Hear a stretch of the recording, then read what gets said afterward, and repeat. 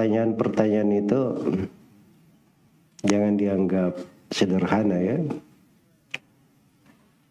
Karena kalau seorang menjawab pertanyaan untuk manusia, itu artinya dia posisikan dirinya antara orang yang bertanya dengan Allah Subhanahu wa Ta'ala. Dia berada di tengah.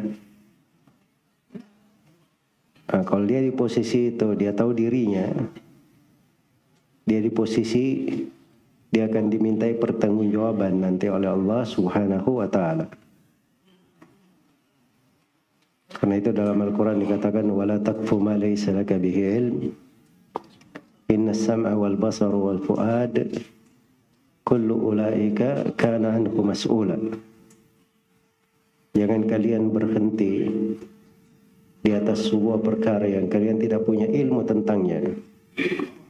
Sungguhnya pendengaran, penglihatan dan mata hati akan dimintai pertanggungjawaban.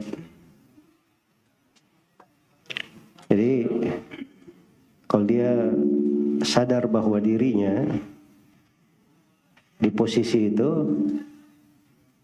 posisi berat sebenarnya.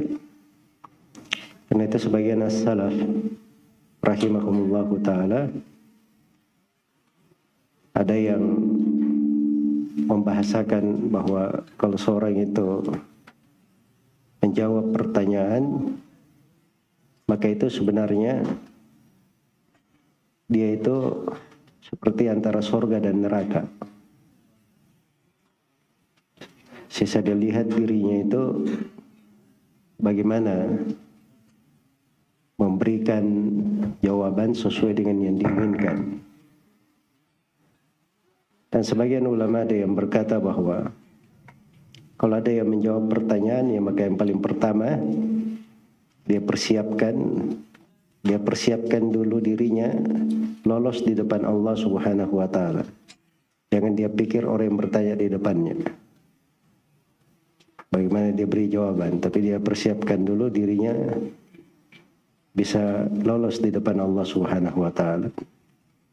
Itu satu sudut dari sudut ketakwaan, wara. Yang kedua dari sudut ilmu itu tadi. Ada pertanyaan-pertanyaan seorang itu tahu jawabannya, karena itu masalah-masalah yang kalau dia jawab itu adalah hal yang sudah meyakinkan. Misalnya kalau dia ditanya sholat duhur berapa rakaat, dia bilang misalnya, oh tunggu dulu saya tanya Ustadz, kan tidak cocok ya. Karena sholat duhur semua orang tahu berapa rakaat? 4 rakaat. Nah itu masalah jelas. Tapi kalau masalahnya agak detail, kadang ada perbedaan-perbedaan tipis di tengah ahli fikih saja, kadang banyak yang keliru di dalam hal tersebut. Hal-hal yang seperti ini tidak boleh seorang masuk di dalamnya. Iya. Ijtihad itu derajat yang tinggi di dalam beragama, itu ijtihad. Dan tidak semua orang bisa berijtihad seperti itu. Ijtihad itu ada syarat-syaratnya, ada ketentuan-ketentuannya. Dijelaskan oleh para ulama ahli fikih. Iya. Karena itulah saya nasihatkan kepada setiap muslim dan muslimah agar supaya dia semangat kebaikan bagi orang, tapi dia juga tahu batasan-batasannya. Ya wallahu ta'ala alam.